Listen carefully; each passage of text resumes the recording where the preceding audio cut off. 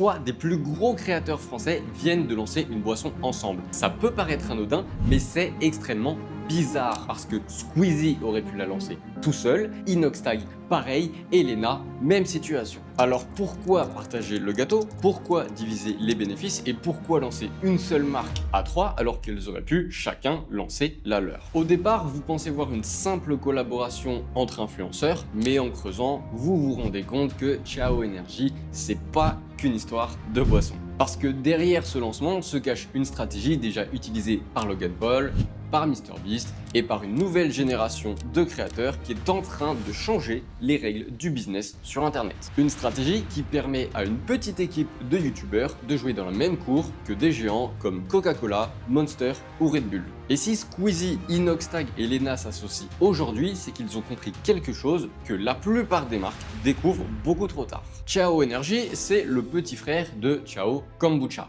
Et contrairement à la plupart des produits lancés par les influenceurs, les chiffres ont explosé. 23 millions générés en moins d'un an, une présence massive dans les grandes distributions et des rayons dévalisés.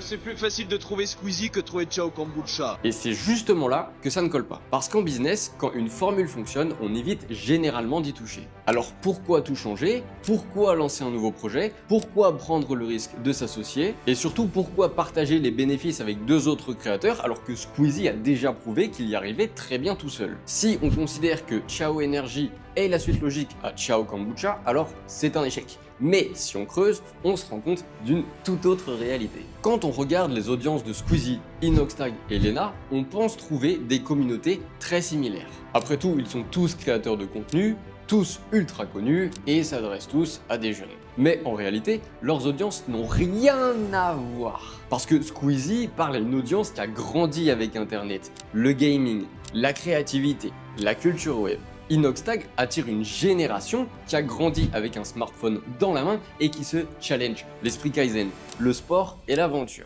Et puis il y a Léna avec une audience beaucoup plus lifestyle et surtout beaucoup plus féminine, plus mode, plus esthétique, plus premium. Mais ça, c'est que la partie émergée de leur association. Parce que si leur objectif c'était simplement de réunir 3 audiences, ils auraient fait le contraire de ce qu'ils ont fait. Et à ce stade, on pourrait penser qu'ils ont juste combiné 3 communautés. Mais en réalité, ils construisent quelque chose de beaucoup plus complexe. Si on veut vraiment le comprendre, il faut s'attarder sur leur communication. Ils cassent tous les codes du marketing. Ils communiquent comme des créateurs de contenu. Inoxtag documente les coulisses, pas juste le produit fini. Et ça passe par les essais, les erreurs, les galères, les recettes ratées, les doutes. Et ça change tout, parce qu'on n'assiste pas à un lancement d'un produit fini, on assiste à un projet qui prend vie, à une transformation. Et puis il y a Squeezie. Lui, il ne va pas juste parler de l'aventure, il va raconter pourquoi la boisson existe. Les études, les chiffres, les ingrédients, les choix. Dans l'analyse un peu de ce qu'il y a dans ce qu'on boit et tout, ce qui est vachement intéressant, c'est qu'il y a tout un sujet autour du sucre qui en effet c'est de la merde. Mais il n'y a pas que ça qui est de la merde. Et petit à petit, le projet devient crédible. Mais le plus important, c'est quand Inox et Squeezie parlent des problèmes et des considérations de leur audience. Le manque d'énergie, les boissons énergisantes classiques qui sont mauvaises pour l'environnement ou trop sucrées, les alternatives qu'ils aimeraient trouver. Et ça, c'est extrêmement puissant parce qu'à ce moment-là, l'audience ne va pas se dire « Ah, encore un nouveau projet, je vais devoir dépenser de l'argent, c'est des influenceurs, c'est pas sérieux ». Non, à ce moment-là, l'audience, elle se dit plutôt « Ils me comprennent, ils savent de quoi j'ai besoin, ils ont créé le produit parfait qui répond à mes attentes, j'ai envie de les soutenir ».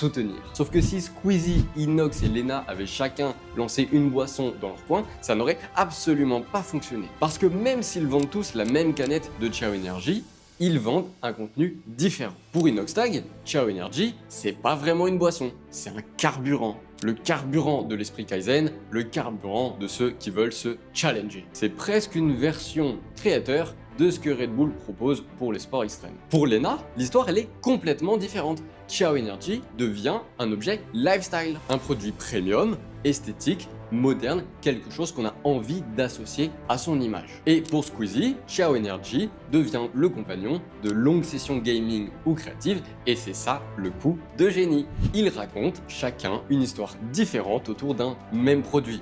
Une boisson, 3 histoires, donc 3 marchés. Donc ils n'ont pas simplement additionné leur audience, ils ont créé de nouvelles connexions. Et plus on s'attarde sur les détails, plus on voit qu'il joue un jeu complètement différent. Pendant des décennies, le marketing a toujours fonctionné de la même manière. Une entreprise crée un produit, puis elle achète de la publicité et espère attirer des clients. Coca-Cola, Monster ou Red Bull jouent selon ces règles. Mais Chao Energy renverse l'équation, parce que eux, ils ne partent pas d'un produit, ils partent d'une audience. Ils utilisent une confiance qui a été accumulée pendant des années pour lancer leur marque. Coca-Cola doit acheter votre attention pour vous vendre une canette, eux, ils ont déjà cette attention. Et ça, c'est probablement la découverte la plus importante de cette histoire. Parce qu'au final, la recette n'est pas l'avantage, le packaging n'est pas l'avantage, la distribution n'est pas non plus l'avantage. Tout ça, ça peut être copié. Alors qu'il y a certaines choses qui ne peuvent pas être copiées. La confiance, la communauté, l'attention. On peut copier une boisson, mais on ne peut pas copier des millions de gens qui suivent 3 créateurs depuis parfois plus de 10 ans. Et c'est précisément ça qui rend leur modèle si difficile à challenger. C'est donc à ce moment-là que Chao Energy cesse d'être juste une histoire de boisson. Parce que ce phénomène, il est en train d'apparaître partout. Prime et Logan Paul, Feastable et MrBeast, Pepe Chicken avec Fast Good Cuisine. Pendant longtemps, les créateurs vendaient l'attention de leur audience à des marques, puis ils sont devenus des médias et aujourd'hui, ils utilisent leur audience pour lancer leur propre business. Et ça rebat toutes les cartes du jeu parce que pendant des décennies, les entreprises construisaient des marques, puis des produits et ensuite distribuaient leurs produits en achetant de l'attention. Et aujourd'hui, il y a des créateurs qui ont déjà cette attention, ils ont juste à rajouter la partie business dessus pour construire une entreprise à succès. Et si vous voulez en savoir plus sur cette nouvelle économie, il y a toute ma chaîne qui est disponible et notamment une vidéo de 10 heures qui explique tout ce business model, le business dans lequel je suis moi-même.